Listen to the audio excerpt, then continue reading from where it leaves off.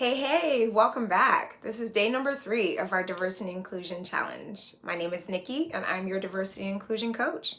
As a quick refresher, we've talked about what diversity and inclusion mean and promoting psychological safety.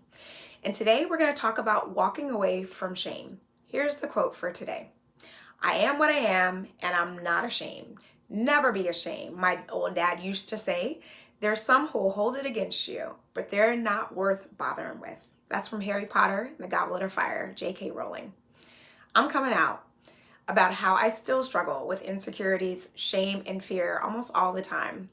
Many of my friends think of me as a person who pretty much has it all together. I'm really organized, I drink big, I love hard, and work on practicing courageous acts every day. But that's not how it always was.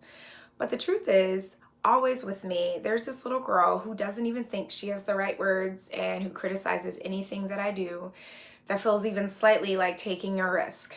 And the battle did not start yesterday. These are beliefs deeply ingrained from American culture that have threatened my sense of psychological safety.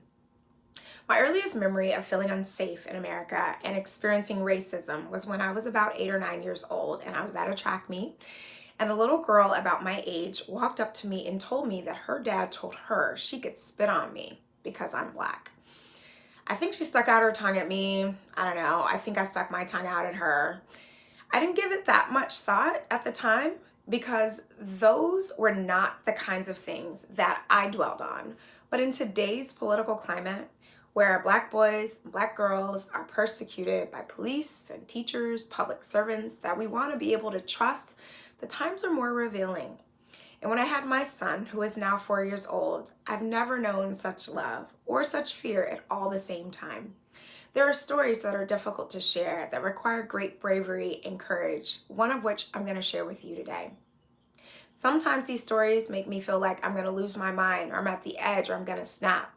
And I've never really told this particular story, but it does have to do with the courage of a police officer, and I'm glad to be able to share it with you today. When I was doing research on police brutality and struggling to make sense of something so pervasive and dark, I spoke with a Black ex-police officer about it. And he shared with me about a young Black boy around 7 years old who had never been in trouble and who found himself in police custody one day. He was frightened and somehow he ran away.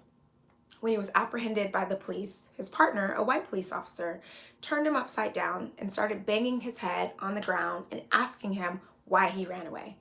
And the little boy cried and begged the officer to stop. And when he didn't, the disturbed Black police officer, his partner, told him to stop or he would shoot him. And I told him at that time to stop, that I couldn't listen to any more of this, not with my own little Black boy running around happily. And he may be tempted to think, well, what did the little boy do to deserve this kind of behavior? And that would be the trap. It's a common trap. We all have a desire to believe that we get what we deserve, especially in America and according to the American dream. But that is not the true thing. That is actually furthest from it. It took great courage for that police officer to stand up to his partner. It was almost a death wish, really, because he was really standing up to an institution. And I want you to take a moment and think about what courage looks like for you, especially for those who are often victimized and told that they are getting exactly what they deserve. The little girl who said what she said to me thought I was getting what I deserved. But the intent was to produce shame and hurt. So take a moment and think about a time when someone shamed you and what it looked like, or a time in which you felt that your psychological safety was threatened. Now take a moment to think about a time when you were courageous and what it took. I think I love Brené Brown, even though I've just become acquainted with her. Her work is so incredible. Here's one of her quotes that I absolutely love.